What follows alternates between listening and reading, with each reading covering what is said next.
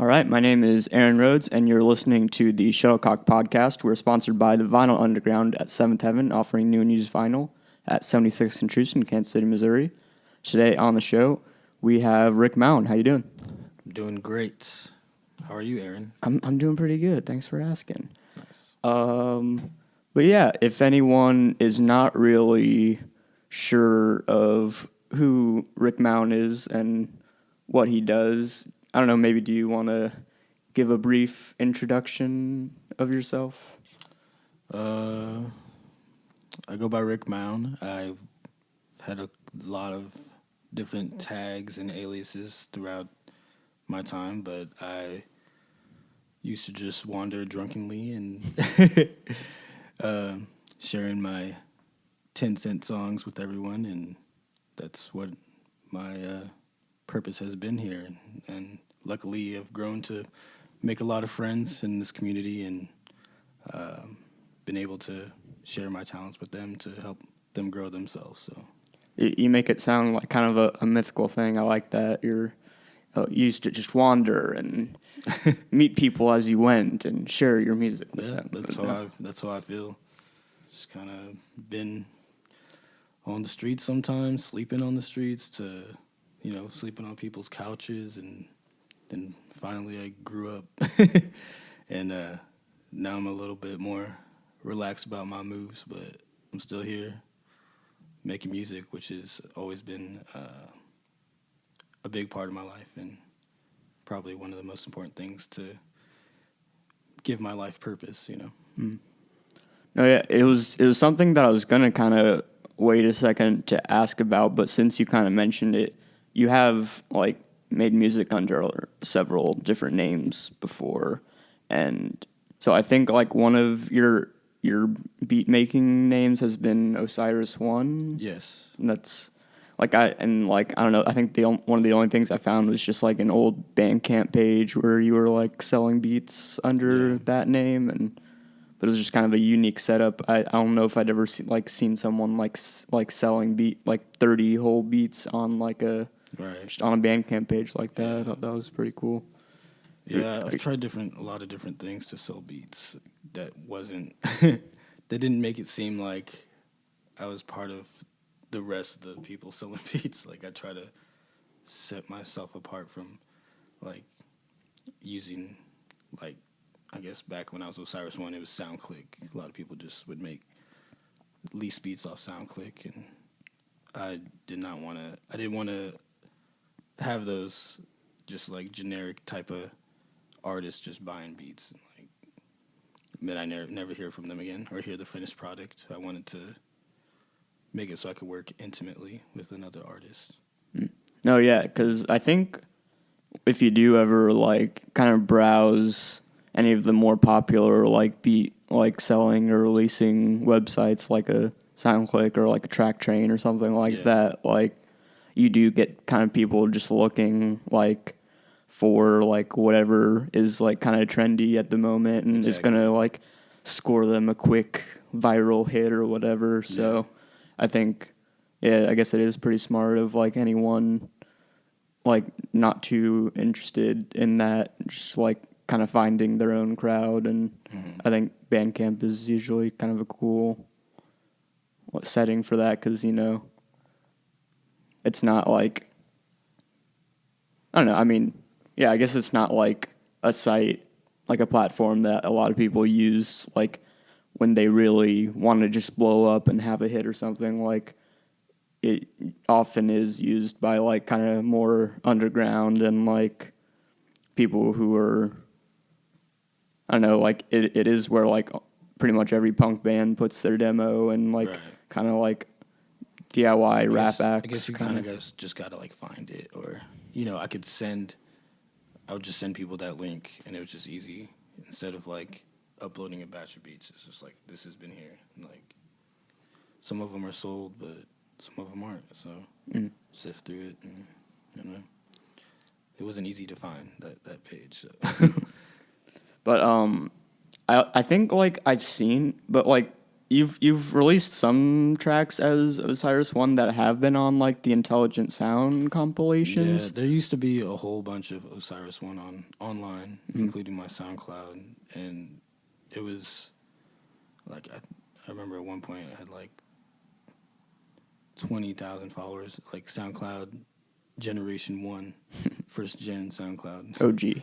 Yeah, which was a lot of the guys who are popular now making lo-fi music. They were part of that movement, like Knowledge and Act Right and Professor Logic, those type of dudes.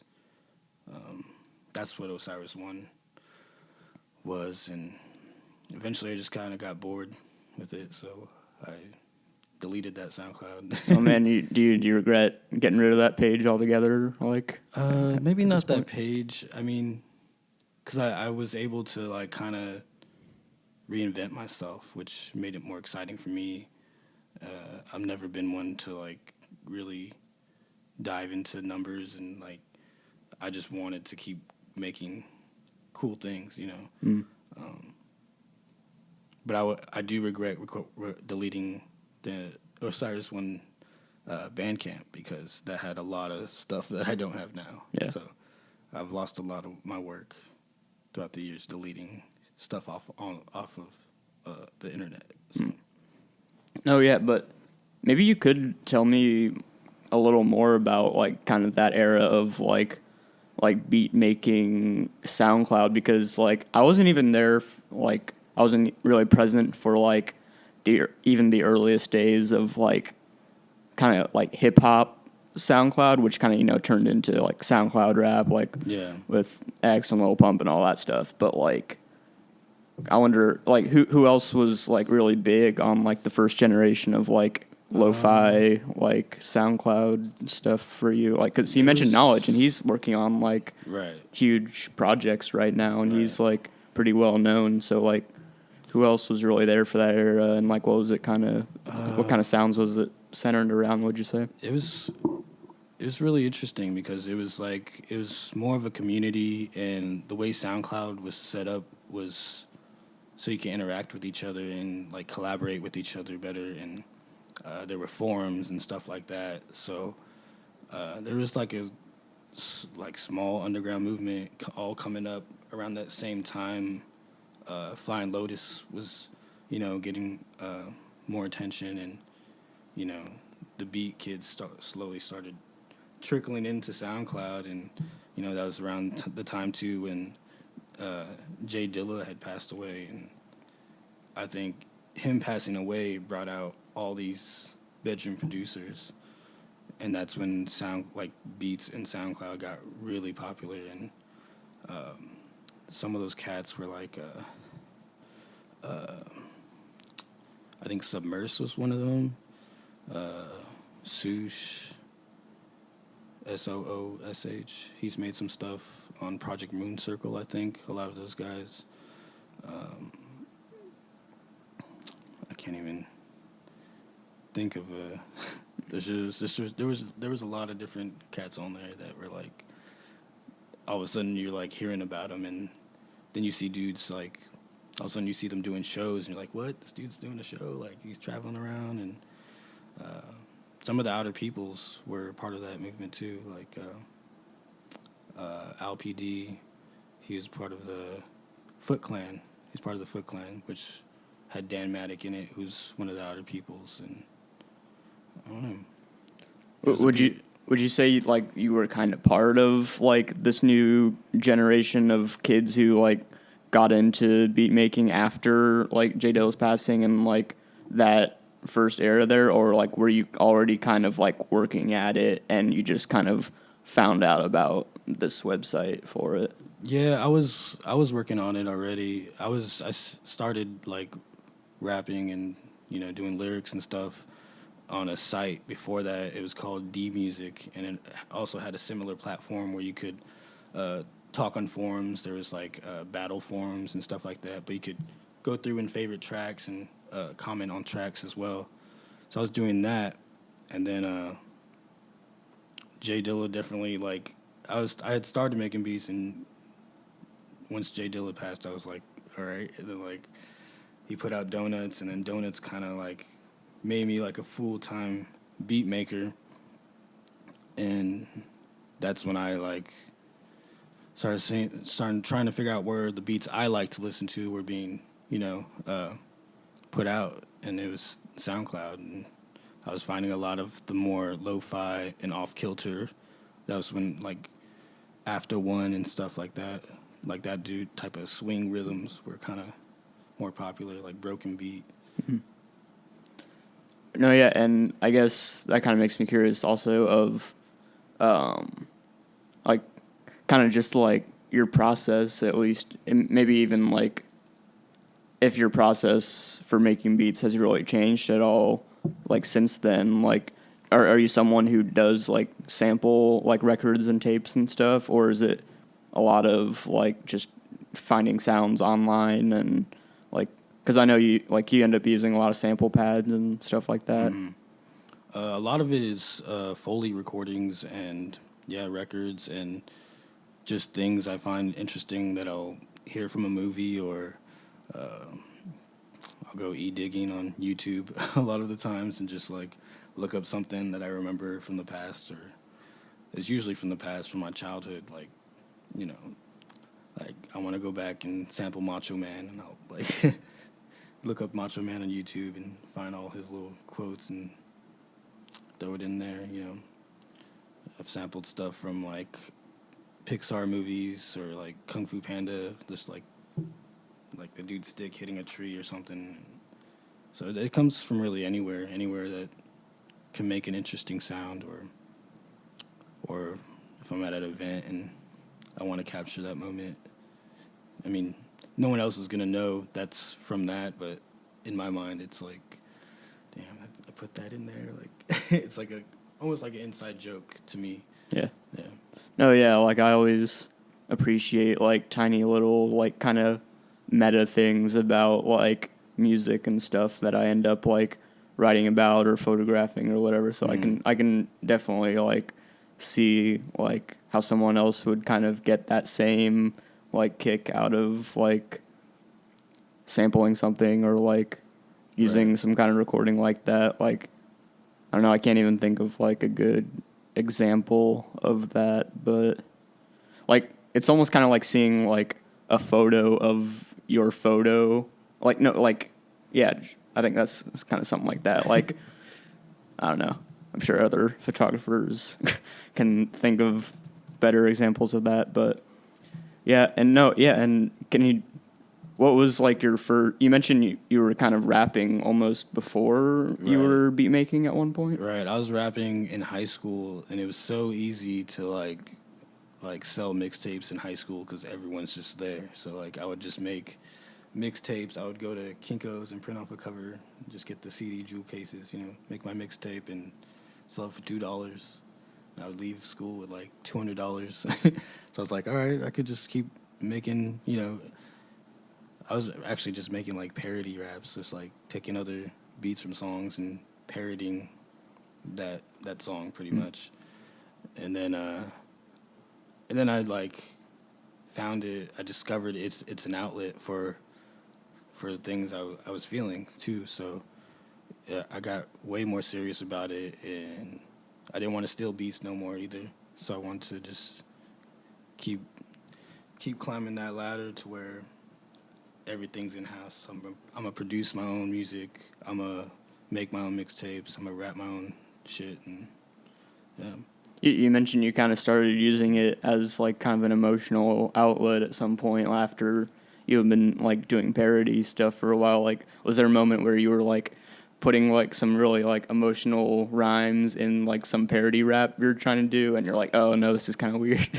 Definitely, yeah, definitely. I remember I had a beat I had got from somewhere that was like, it was like one of Linkin Park's songs, but it was in a piano. It's like a piano version. So I wrote like an emotional song to that, and it was kind of weird. You're like, oh, my classmates might not think this is funny or cool. Yeah, they might think like, damn, Where'd you go to high school? I went to Shawnee Mission Northwest, Nice. Johnson County, good old Johnson County. But were you rapping under a different name back then also? This is like Yeah. pre-Osiris one, pre-Rick Maun. Everything. It was actually, I had a friend who was rapping. He was like a couple of years older than me. He lived on the Missouri side. I forgot how I knew him. I think through like a basketball team we played on. But he always rhymed under the name Tragic. And then he unfortunately passed away and got shot. So I took the moniker Tragic Murder. So that was my first rap name, and I like started rapping under that. But then it evolved into other things, and eventually got to Osiris One, just making beats. And I think All was one of my rap aliases as well. Oh yeah, because I remember Marty from Ebony Tusks like mentioning that to me at one point. He said like you had some like really crazy like style you were rapping under when you were using that name. Yeah, it was more. That style was more like if you listen to like Rhyme Sayers or Anticon, like Sage Francis was like someone I try to emulate, or like or Slug. You know, it was that kind of style of rapping, just more saying a lot and still saying a lot, like literally saying a lot, like a lot of words and a lot of different rhyme patterns and schemes. But you know, compared to now, like I say less, but still try to say a lot, but use a lot less words.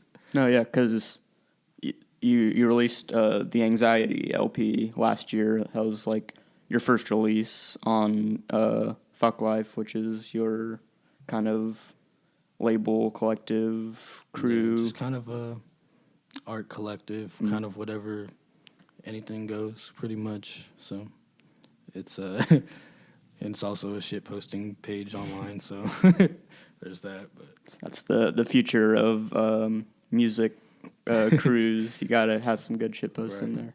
But no, yeah, on Anxiety, you only like there are like kind of just like it's like at least 10 songs on there, and you're rapping on maybe like a handful of them.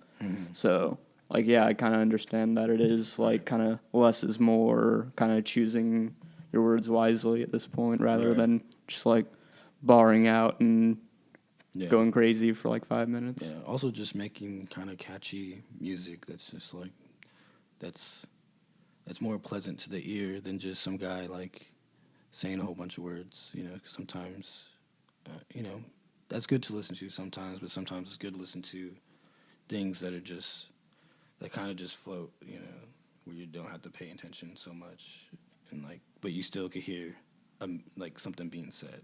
So that's kind of like there's a lot of chants on there that like chanty hooks, like I don't know. There's quite a couple of them. Oh yeah, and I don't know, one of my favorites from that project was Uppercut, which is the one you did with Ricky Roosevelt, produced by Alcal.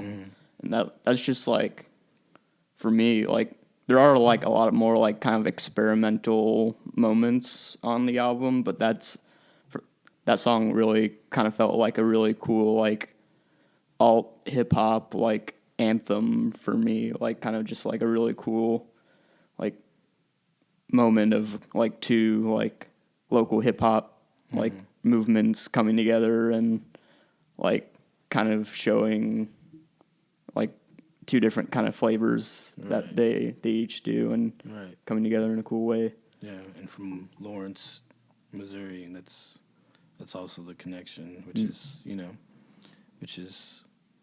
I like seeing people work together from Lawrence, like, and from our scene to another scene, because it's like, you know, I go out there sometimes and it's like there's a whole bunch of other shit going on out there, and like, and like, man, it's nice out here. Like, people are coming to shows. People like, you know, sometimes out here you just like, you know, it's not always like that.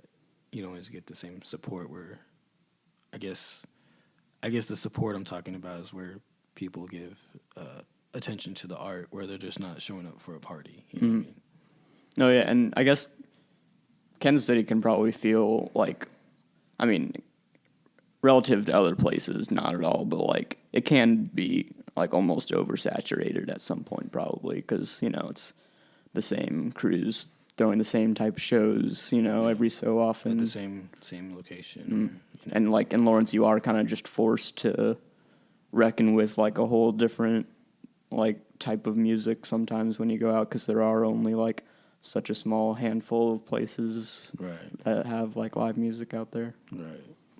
Oh yeah, and like I honestly can't think of all that many KC Lawrence like collaborations that I just off the top of my head in the last few years. Like, so it is definitely cool to see something like that. Like, did you reach out to the Vivid Zebra guys or? When that happened, we were already like kind of clicking.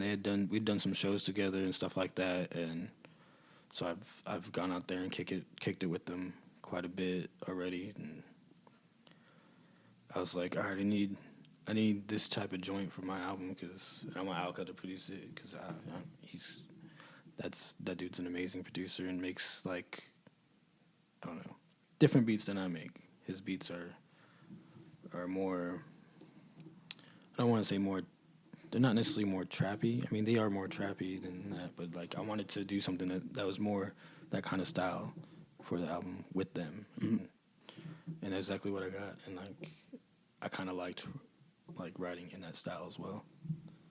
Yeah, and no, yeah, because that like when I say it's like kind of an alternative hip hop thing, like it is very much just like a fun like rap song like that, and you are kind of rapping in a more standard style, but it is still like really fun and kind of has a few curveballs in there. Yeah, definitely. Did that come from like you guys just hanging out and working on a song, or when you collaborate, does it kind of end up just being like kind of emails and that kind of thing? Well, I got a hold of them online, and I was like, I want to do a collab because I already had some of the project done, and I was just thinking of features, so I hit them up, and Alka usually just throws beats in a drive folder, and we're like, oh, we like this one, I like this one, and I was like, but this is the one. And then like, so we put that to the side. I was like, all right, let's schedule a time, meet up. We met up, and we dedicated that whole time to, making that song, where we wrote, recorded it, and then just had a rough mix. And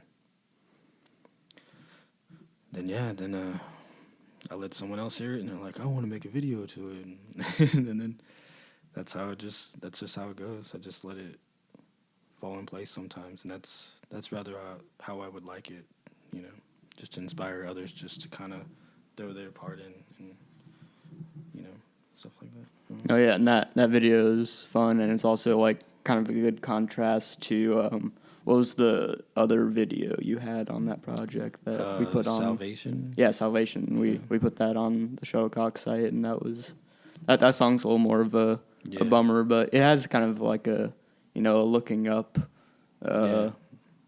like thought to it. Like, yeah. I guess I'm curious a little bit about just the themes kind of behind anxiety, and like if you had like a really specific like thought in mind when you are like putting together the whole project. Well, that project, I had a lot of things going on. I had like my family, like my baby mother and my kids. We just separated, and I was no longer with my family, like my kids and stuff. And my dad had passed away, and I was just going through a lot of crazy shit at that time. And I was making a lot of different music. I really didn't like plan on making that album. Like I said, I just had a batch of songs and dealing with a lot of anxiety. So I was like, I'll just name it this, and I'll make it about some mental disorder shit, because this is what I'm dealing with, and I just locked myself away. I wrote a lot of it in the woods, and made a lot of it on my SP in the woods, and it was just a very dark time.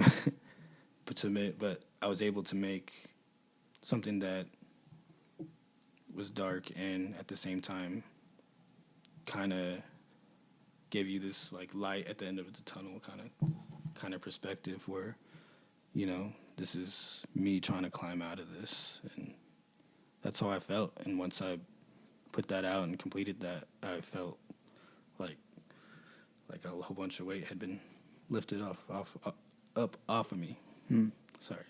Oh yeah, and yeah, I think often when people really like create like have a creative project where they channel a lot of like kind of dark, like sad feelings into something, like it is nice to like be able to kind of package it. And I mean, I'm no like mental health expert, but like being able to like put that behind you and like kind of look back at it in like this kind of, I don't know, just kind of packaged up way, like I don't know, it probably is kind of helpful in like how you like look back at that time. Or Right. It's definitely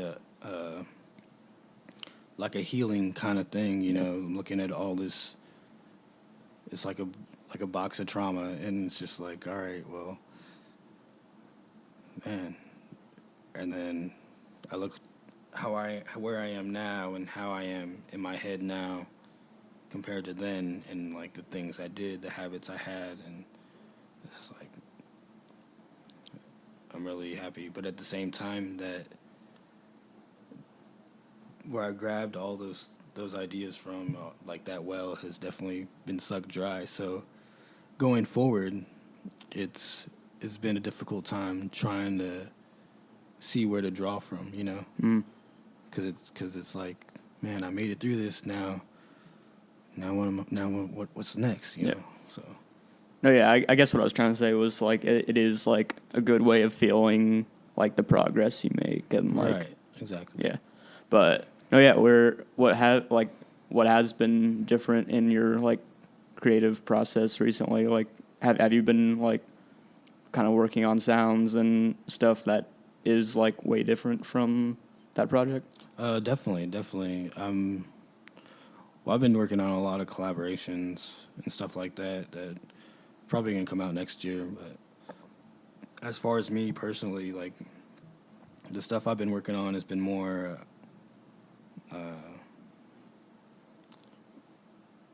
more precise, I guess. Like I've been learning to kind of take my time, and I don't know. I guess this might be a maturing thing, or it's coming with my age as I get older. But like, I'm growing less fascinated with like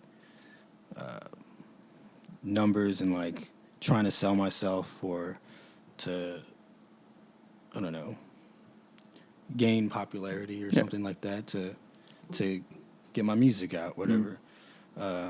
Becoming more content with just going back to like making stuff I really like and using it as expression and not really paying attention to that sort of thing. So I would say it's kind of like building a house. You're just taking like precise measurements and making sure this is framed up and cut properly, and you know, so I'm doing that the same thing in the studio, like choosing the right synth, tweaking the synth to exactly how I want it, or chopping this sample up and engineering it in a way that it sounds like almost perfect to me. So it's a longer process, but I'm very happy with the results so far. So. No, yeah, and you kind of talked about how the Anxiety LP was more of just like a reflection of all of these like kind of anxious, negative emotions you had, and just kind of packaged into one. But so it was kind of less of like a, like, would you say like you have a more like you said the new project, you're being like more precise about everything. Like, do you have like kind of a very like concrete vision of like what you want the new album to be, or is it still kind of just like reflections on like more recent like experiences and stuff? I wouldn't say there's ever like a concrete thing for me. It's more of a way of just like if I get like maybe 3 songs together, I'll see what direction it's headed, and I'll try to fill in gaps to where it kind of matches like a particular theme. But for the most part, I just make music and then just make like a whole bunch of music and then distribute it where I think it needs to go. Like, all right, so I have this beat, I could give this to Dominico, or I could give it to someone else, or I could keep it for myself. I could write to it and put it on my album, or it could just be an instrumental that I sell or make it part of an instrumental project or something like that. But usually if I'm making an album, I'll have those core songs that I've put aside to myself, and then I'll be like, okay, I'm going to keep building on this, and it's keeping with the theme, you know. And there's other songs that go into other themes or fall into other things, and I don't know. I just try to make as much music and then decide later, I guess. Mm-hmm. So. Oh yeah, I mean, I'm sure that might not be the, like, I don't know. I always am just kind of like interested in how different artists kind of like allot their creativity and just like distribute all their different like output in different ways. I don't know. It's just, yeah. I'm sure other people are less interested in that, but no, yeah. But can you tell me a little bit about how Fuklyfe kind of got started? Like, Fuklyfe kind of started like how I started. It's kind of like a joke. Like, I don't know, for as long as I know, like, it's always been a saying, and I'm not the only one who says it. We're just like, fuck life, or fuck my life, and like, you just have those moments where you're just like, ah. But, I don't know, it's a very pessimistic outlook on things, but it's also, in my eyes, a very positive thing too, because it's like, you know, fuck life, but you know, that's just like sighing about it, like, and moving on. You know, you're just gonna get over this hump. You know,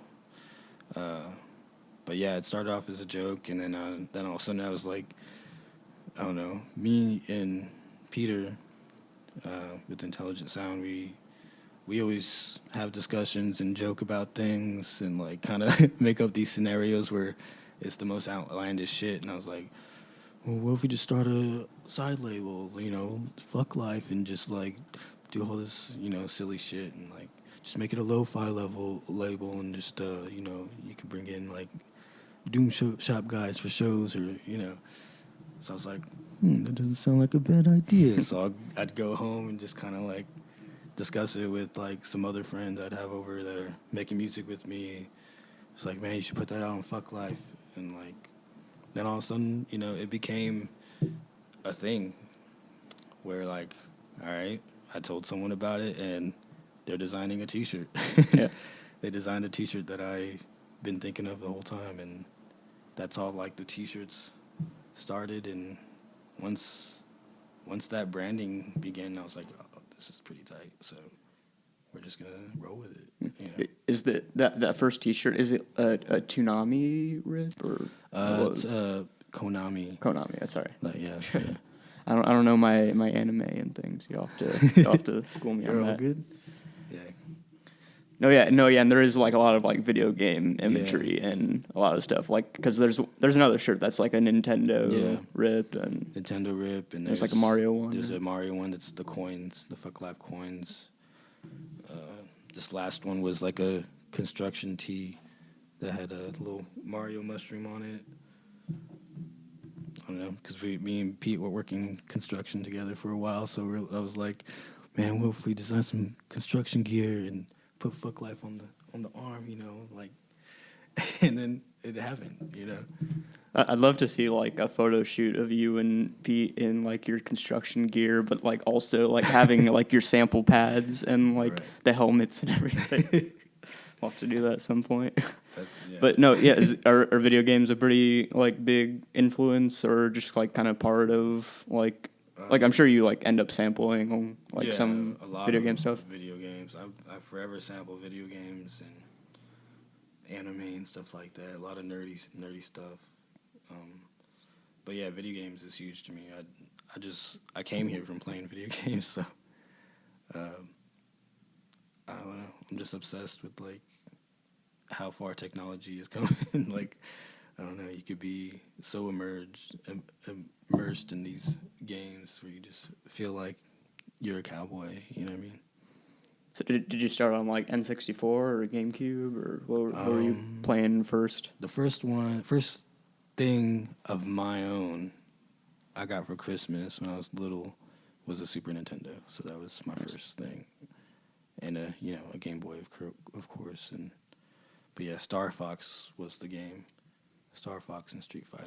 I remember I was living in LA, and at the Save-Ons there was a Street Fighter arcade game there, and there'd be people just crowded around there, and it'd just be like very competitive, like just in the grocery store, dudes going at it. I'm like, man. So I grew up around that pretty heavily, just all the time. Have you gotten into like more of the current stuff as it's come out, like the Switch and all that, or do you stay pretty true to like the vintage stuff?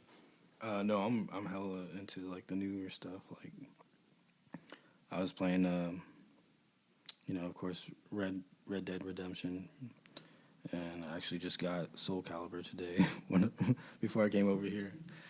But yeah, I try to play all different types of games too. Like I like playing like roller coaster tycoon type games and building roller coasters.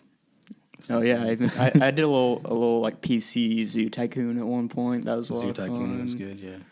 No, yeah. So yeah, you'll venture from the Nintendo stuff, but that's probably kind of your first experience in that. Right, it was Nintendo and definitely Sega, definitely Sonic.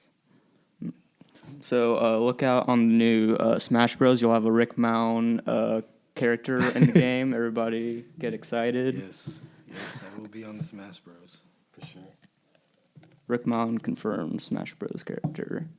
But yeah, you put out I think earlier this year, and not too long ago, the Fuklyfe first compilation, the Volume 1, and you had Squibs, Devin Hanna from like Young Machetes, Jonah P, JP No on that, and just, like probably 20 other like local producers and rappers. Right, there was definitely a lot of local cats, and there was a couple of other people sprinkled in, and then there was some mystery people that I don't know who they were. So, How did you get the music from these mystery people? I guess they saw the post that I made and just sent them in, and there's some secret aliases where if I Googled them, I wouldn't find anything, and I would find just like pictures, weird pictures, and I think Taco Sauce Boss was one of them.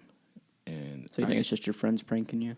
That's what I thought, and I thought Taco Sauce Boss was someone I knew, and I was like, "Yo, this is you? Like this beat is crazy!" Like, and they're like, "No, that's not me. That's you, right?" I was like, "No, that's not me." So there's people I couldn't figure out who they were.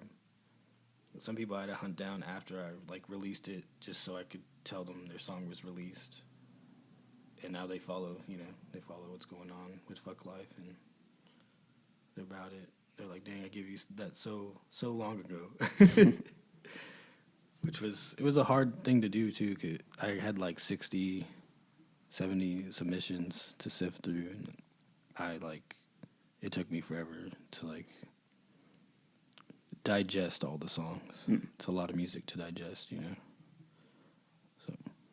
Oh, yeah, and I don't know, that is really fun to me, is just the idea of getting like this mystery song from someone you don't know to release on your project. It's just like reminding me of like the fun of the internet sometimes, like, and like it is something I have been kind of thinking about recently, and like I think it's pretty obvious to anyone who's been on the internet longer than like I don't know, at least around a decade. Like it is just like becoming like kind of an increasingly like less fun place to Yeah. be. Yeah. And like I guess I kind of fool myself into thinking like it's still like this kind of crazy fun place to be when it's like increasingly not. Yeah. Like just because I have memories of all these cool things that like all these like old forums and like Right. platforms that Yeah. aren't around anymore and games and stuff. But like I don't know, is that something you spend any time thinking about, or are you not? Definitely. Yeah. I used to do. I mean, I remember first getting the internet in my home, and that was like crazy. Like I don't know. I would spend a lot of time on like this chat thing where like you can make your own like little character, and like you would sit in like this background. It'd be like a playground or a forest or like a mall, and you'd have your character sit there and you would chat with other people across the world. And I'll sit there and do that for hours, and also find other people to make music with too. So and that was like one of my memories of like, you know, when the internet was just like fresh to everybody, and it was like, man, yeah, I'm talking to someone in fucking England right now about the same stuff I like, and it was really cool. I guess like some of that for me was that like I kind of just wrote it off as like, oh, it's just because I was like a teenager and everything seemed like crazier and all that. But like it really is just like kind of the internet becoming more corporate and like monetized and that kind of stuff. Like where it really like it's not just like the nostalgia factor. Like it really is like starting to suck a little more. Yeah. But Yeah. I mean, there's not really much that can be done about that at this point, at least. Yeah, that's its fate. Just Yeah. But we were really there for the Wild West of it. That was R.I.P. the free internet.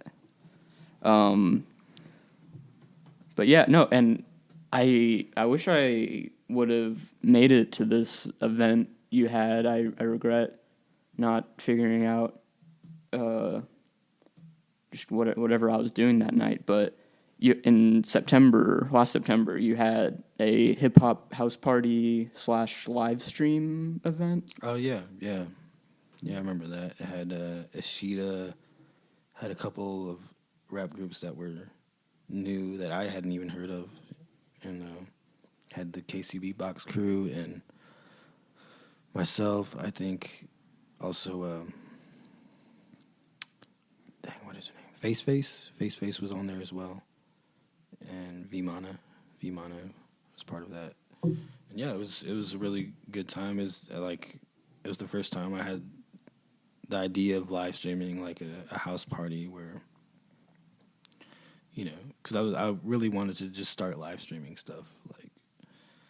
Like, unfortunately, like we just didn't have the best of equipment, but we did it, and it was really cool. It popped off, and we had cool like visuals going, and the house was bumping. We started during the day, so we didn't end too late, and I don't know. Oh yeah, that's like I don't know. I just saw that pop up when I was looking through your posts, and I'm like, oh, that's like a cool thing. I wish would be expanded on at some point. So hopefully we'll see a part 2 at some point. Maybe. Yeah. We'll, Hopefully get some better live streaming equipment. There was another house party for Fuklyfe before the end of the year, and the weekend before Christmas, so that one will be really cool. nice. Has that been announced yet? It hasn't been announced, but I could just say that it's gonna happen. And I'm bringing out my friend Tristano from St. Louis to do a beat set, and I think like Twan is on there. This guy hasn't done a show in a year. He goes by DCPLX, and I've been making beats with that guy for a long time. We actually had a side alias that was a woman and it was Blank Face. It was our collaborative stuff. And then Dog Teeth, who has done a bunch of Intelligent Sound shows, is going to be on there. And Shaman Huey. And I think that's it. If I'm forgetting someone, it'll be announced at some point. So nice. No, yeah, I guess one thing I was also kind of curious about was if you have like brought anyone else on who's like gonna do like who's gonna release their like full project through Fuklyfe yet. Have you talked with anyone about doing that?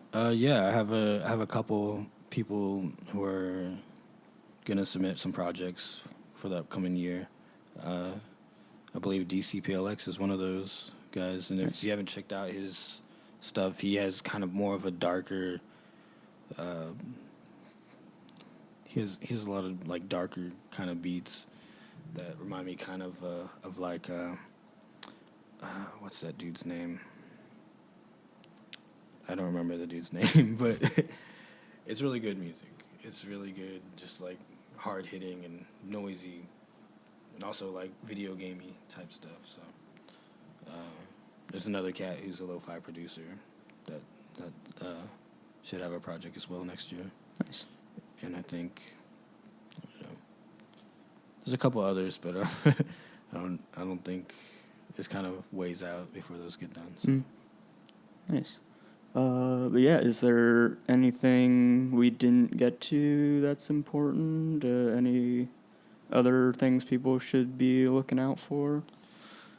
Just always look out for merch, because those are always just kind of happening when they happen, and when they happen, it's very limited things that get put out. Like the construction shirt, there was just a handful of those, and those went really quick. And I think we had some bleach shirts that went really quick, and yeah. Other than that, there's a Fuklyfe show. There is a Intelligent Sound show, Black Friday, with 3 stages. There's a Fuklyfe stage on the patio. Yeah, that's at the Uptown Arts Bar and Niche. Yeah. And that stage is going to have 4 producers playing beats and a cypher, rap cypher hosted by The Abnorm. Awesome. And yeah, where can people find the music of Rick Maun and Fuklyfe and all that on social media and all your sites and everything? Rick Maun is on Spotify and SoundCloud. SoundCloud usually has more of my older stuff on it. I don't really keep up with that, but I try to just upload things on there. And Fuklyfe, you can find Fuklyfe on Facebook. That's where it's most active. It's not really active on Instagram as I want it to be, but we're out here fucking live, so, you know. And it's Fuklyfe. Yeah. There we go. There's also a Bandcamp, and that's where you can find the compilation as well as Anxiety. Fuklyfe.bandcamp.com. And yeah, you can find a lot of my other releases on Intelligent Sounds Bandcamp as well. That's awesome. Yeah, they have a lot of cool compilations that people can dig through and find your tracks on. But yeah, people can follow at Shuttlecock Mag on Facebook, Twitter, and Instagram. Go to shuttlecockmag.bigcartel.com for t-shirts, photozines, and buttons. And shuttlecockmusic.com has all the articles, photo galleries, and everything. And make sure you subscribe to the podcast on Apple Podcasts and subscribe to our YouTube channel. And, oh, there goes. Wow, good timing. That's great. But yeah, thanks for being on the show today. Hey, thanks for having me, man. I'm glad we finally did this. Yeah, of course.